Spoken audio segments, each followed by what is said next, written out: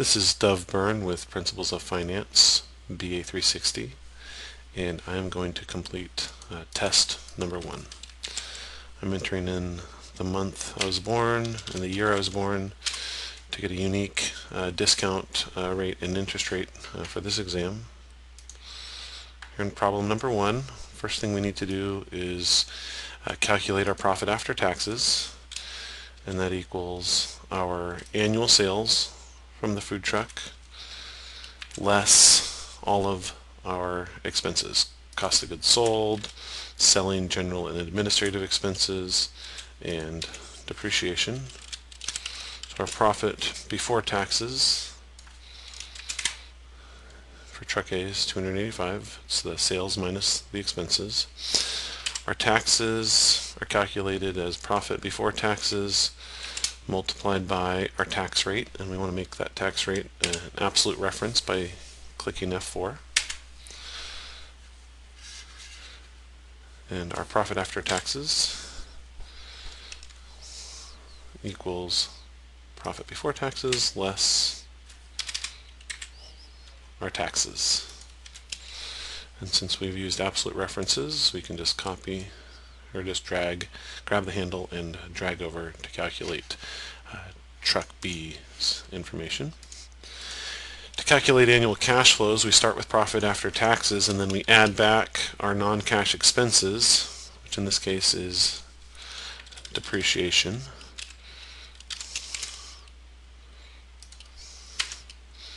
So our cash flow from truck A, profit after taxes plus depreciation, or $186,000, and then we can just copy that over because it's all relative references. So truck B cash flow is $390,000. Market value at the end of the life, $15,000 for truck A. We grab the book value at the end of the life, which is going to equal the salvage value. You could also calculate this as the cost of the truck minus the accumulated depreciation, which would be depreciation over 6 years. You get the same answer. A taxable gain is the difference between the market value and the book value, and you pay taxes only on the taxable gain. Here we're going to use an absolute reference for the tax rate. But then your cash flow is the market value, what you could sell the truck for, minus the taxes you have to pay on the sale of the truck. Again, we can copy those over because we've correctly used relative and absolute referencing. Now to do the Npv analysis, we have to enter in the cash flows for each truck. So the cash flow that happens immediately, which is year 0, that's today, we have to pay the cost of the truck. And then that truck is going to generate cash flows. Truck A, $186,000 each year. We'll use an absolute reference here. Drag that down. And then in year 6, we have an additional cash flow, which is the cash flow from the sale of the truck, the salvage value. For truck B, it only has a 3-year life. We could actually copy these over and drag these over, relative references. Whoops. Let me do that again. If I change the type of relative references these are by hitting F4 once, so we just hold the row in place but not the column,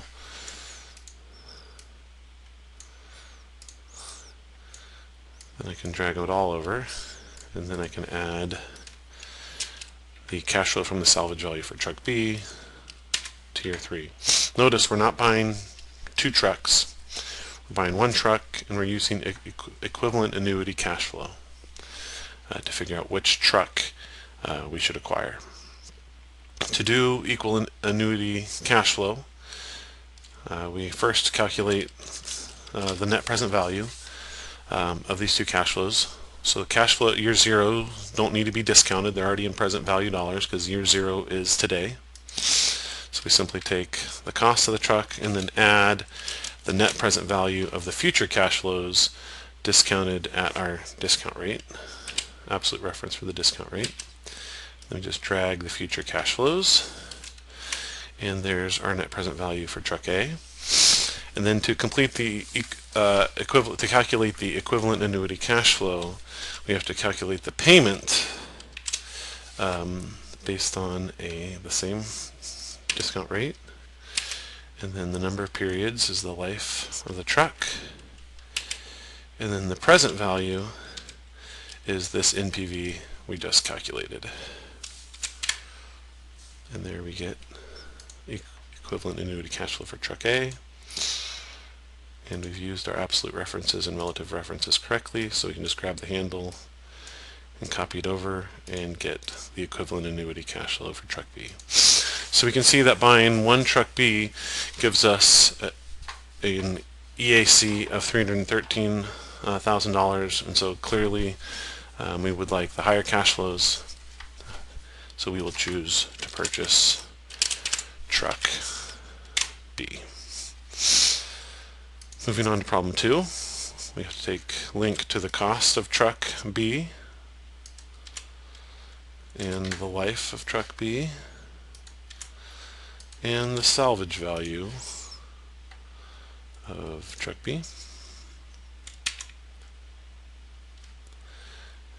And we have to decide, do we want to purchase the truck or do we want to continue to lease the truck? And I'm going to zoom in here.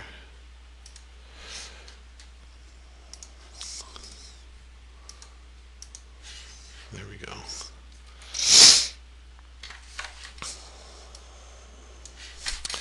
So if we purchase the truck, we're going to have to pay $250,000 today, and we don't need to make any more payments. And then at the end of the life of the truck, we will receive its salvage value, and we're ignoring taxes for this problem, so there will be no other cash flows. I suppose we could have left those blank. The lease cash flows, we're going to have to make 3 lease payments of $110,833. So one today, at the beginning, so basically at the beginning of the 3 years. Let's do that again.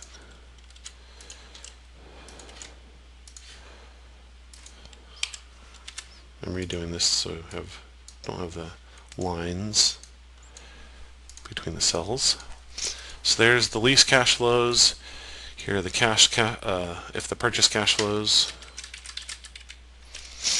So now we have to just calculate the net present value. So you take the year 0 cash flows, do not need to be discounted, and then we take the net present value given our discount rate and these future cash flows.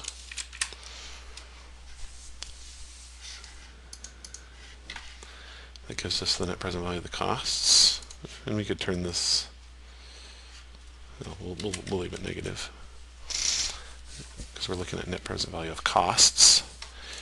And here we can do the same, take the year 0 cash flow because it doesn't need to be discounted, plus the net present value of our future cash flows. And here, since we're talking about net present value of costs, we want to take the lower cost, so that's purchasing, so we would choose to purchase truck B rather than lease truck B. Moving on to problem 3.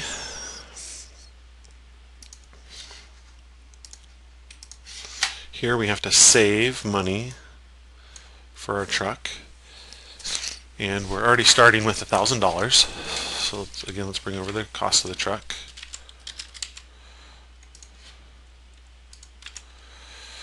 Then we have to calculate the annual deposit required, so that right here at the end of year 4, at the beginning of year 5, we'll have enough money to purchase the $250,000 truck. So we're going to want the withdrawal at the beginning of year 5 will be $250,000.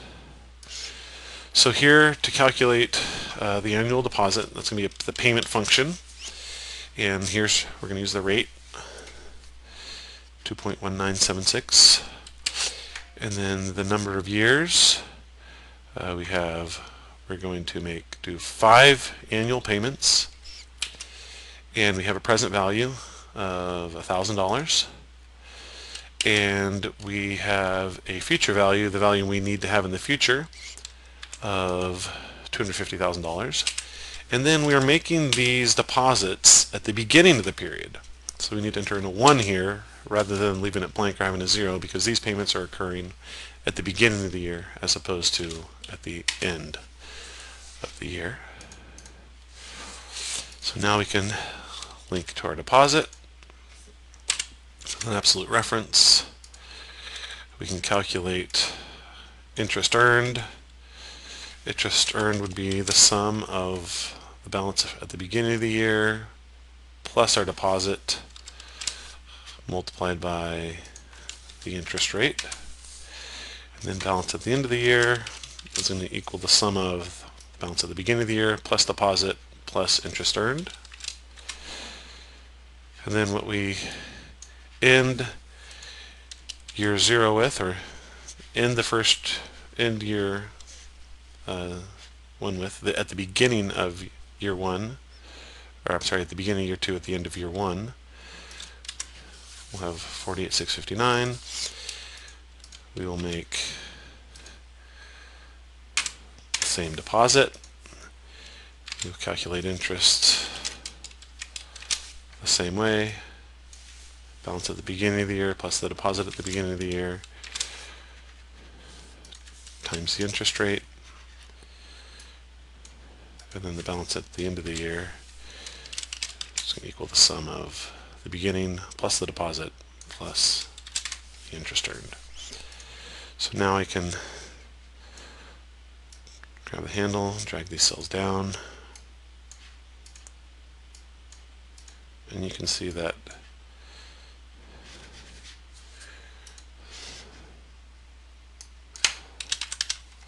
make this a little smaller so you can see a little spreadsheet.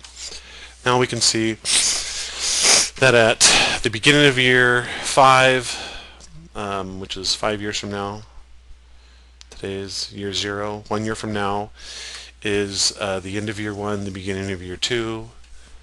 2 years from now is the end of year 2, the beginning of year 3. 3 years from now is the end of year 3, the beginning of year 4. And 5 years from now is the end of year 4, the beginning of year 5. So we can make it, if we make 5 deposits, 1 each year starting today, at the beginning of year 5 we will have, which is 5 years from today, we'll have $250,000 to purchase our truck and have no money left over, which was the requirement. That is the test, and I will be posting a solution for you to go through on Moodle. I've also created a help forum. If you have any questions about test number 1, please post them to the test number 1 help forum. Thank you.